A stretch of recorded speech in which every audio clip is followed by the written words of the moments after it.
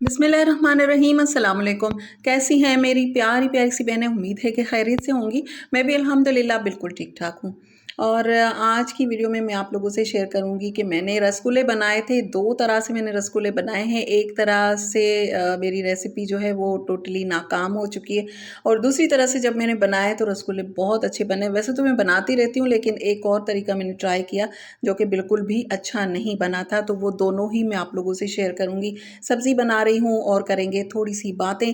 करेले की सब्ज़ी जो है उसे नमक लगा के मैंने रख दिया था, बीच में भिंडी बन गई थी, ये फिर मैंने बाद में बनाई, क्योंकि सब्ज़ी पकाना इतना मुश्किल नहीं लगता है जितना सब्ज़ी को साफ़ करना। कोई भी सब्ज़ी हो, चाहे वो गवार की फली है, चाहे वो करेले हैं, या फिर भिंडी भी लेकर बैठ जाओ काटने के लिए, तो सारी सब्ज़ियों में थोड़ा-सा टाइम लगता है, जिससे इसी वजह से सब्ज़ी पकाना जो है ज़्यादातर लोगों को मुश्किल लगता है। लेकिन आजकल जो है मैं बहुत ज़्यादा कोशिश कर रही हूँ कि सब्ज़ियाँ पकाऊँ बीच-बीच में, क्योंकि हम लोग क्या करते हैं, हमारे पास बिल्कुल टाइम नहीं होता। हम सुबह अपने थोड़े बहुत काम कर लिए, उसके बाद जो है वो मोबाइल लेके बैठ जाते हैं, तो फिर उसमें इतना टाइम चला जाता है कि सब्ज़ी साफ़ करने के लिए और सब्ज़ी पकाने के लिए इतना टाइम नहीं मिलता है। अक्सर यही होता है। मैंने जब अपने बचपन में देखा तो अम्मी क्या करती थी, पहले कपड़े भिगो देती थी जो धोने वाले होते थे, और जब हम उठते थे वो कहती थी तुम्हारा पराठा तैयार हो गया है, उठ जाओ, और सबको बीच-बीच में उठाती भी थी और गरम पराठा भी देती थी।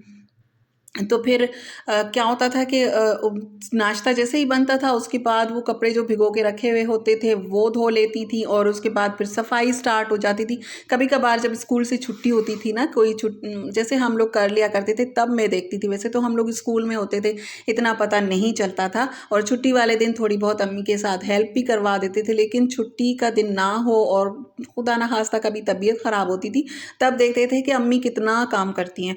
तो फिर नाश्ते के बाद वो फिर कपड़े धुलते थे, उसके बाद सफाई हो जाती थी, और उसके बाद फ़ौरन ही हमारे घर पे एक सब्ज़ी वाली आती थी, सब्ज़ी लेकर, उनसे सब्ज़ी लेके उनको भी पराठा चाय दे के, और उसके बाद फिर वो अम्मी सब्ज़ी लेकर बैठ जाती थी, वो साफ़ करती थी, उसके बाद उसे पकाती थी, रोटी पकाती थी। ज़ोहर का टाइम हो जाता था, अम्मी के सारे काम ख़त्म हो जाते थे, और फिर अम्मी अखबार लेकर बैठती थी पढ़ने के लिए। अम्मी को अखबार पढ़ना बहुत अच्छा लगता था।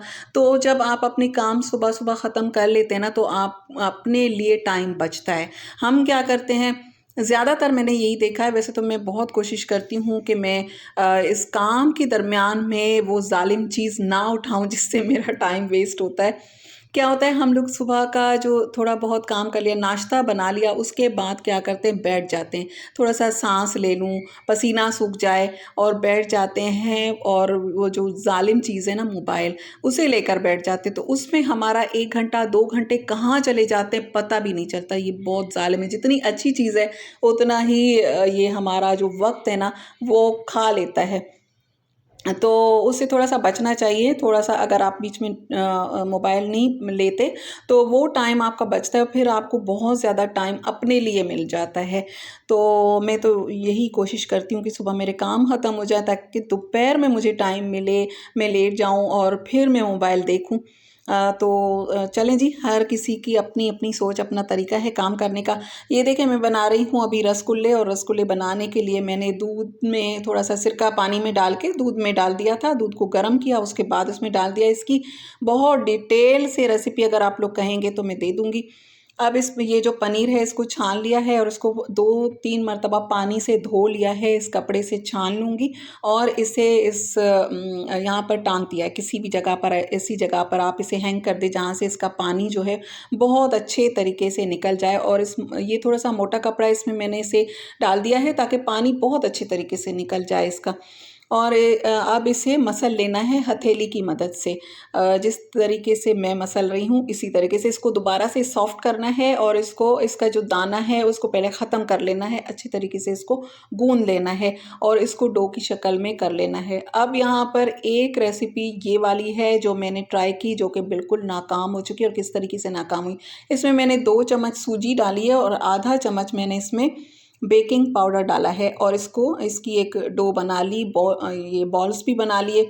बहुत अच्छे, यहाँ तक तो बहुत अच्छा बना। उसके बाद ये बॉल्स जो हैं वो आप अपने तरीके से बना सकते हैं। कुछ चपटे जो हैं वो गोल बना सकते हैं, कुछ लंबे वाले बनते हैं, जो जो इसकी शेप होती है वो आप उस तरीके से बना सकते हैं। शीरा मैंने बना लिया है। इसका शीरा जो है वो बहुत ज़्यादा चिपचिपा, एक तार दो तार, वो मुझे समझ में नहीं आता। इसका शीरा जो है वो थोड़ा सा पानी पानी सा होता है। तो 2 कप मैंने चीनी लिए, तो 2 कप ही उसमें पानी ऐड किया, इसमें उबाल आया, थोड़ा सा उबाला, उसके बाद ये बॉल्स बना के इसमें आपने डाल देने। यहाँ पर क्या हुआ कि यहाँ तक तो बहुत अच्छे बने थे, लेकिन पता नहीं क्या हुआ, पहले भी मैं बना चुकी हूँ, लेकिन मैंने कभी सूजी और बेकिंग पाउडर नहीं ऐड किया था। तो ये देखें, इसमें से ना ऐसे झाग झाग सी बन गई और पूरा ये मिक्स हो गया। तो छोटे छोटे से बॉल हो गए और इसका जो शीरा है ना वो गाढ़ा सा बन गया। तो वो अच्छे नहीं बने थे। टेस्ट अच्छा था लेकिन शेप जो है वो ख़राब हो गई थी। ये मैंने फिर अपने तरीके से, जैसे मैं बनाती हूँ, कि इसमें कुछ भी नहीं डाला, सूजी और बेकिंग पाउडर कुछ भी नहीं ऐड किया, सिर्फ ये जो पनीर बना था इसको इसके मैंने बॉल्स बनाए और इससे मैंने बनाया, तो ये रसगुल्ले बहुत अच्छे बने। और ये मेरी रेसिपी जो है वो कामयाब हो चुकी है। मैं काफ़ी मरतबा बना चुकी हूँ रसगुल्ले और गुलाब जामुन, लेकिन मैंने कहा चलें उस तरीके से भी ट्राई करते हैं, लेकिन पता नहीं मुझसे क्यों नहीं बने। और ये बहुत अच्छे बनते हैं, बहुत टेस्टी। और इसको दबाएंगे तो इसका शीरा निकल आता है और वो स्पंज की तरह से होते हैं। तो वही कामयाब रेसिपी है। लेकिन जो रेसिपी नाकाम हुई थी, मैंने कहा कि वो पहले डिलीट कर देती हूँ, वो आप लोगों को क्या बताना, लेकिन बताएंगे तो आप लोग भी सीखेंगे। अब कहाँ पर मुझसे मिस्टेक हुई थी, दोबारा ज़रूर ट्राई करूँगी ये सूजी वाले, क्योंकि उससे ये रसगुल्ले जो हैं वो ज़्यादा भी बनेंगे, क्योंकि पनीर से इतने से ही बने हैं।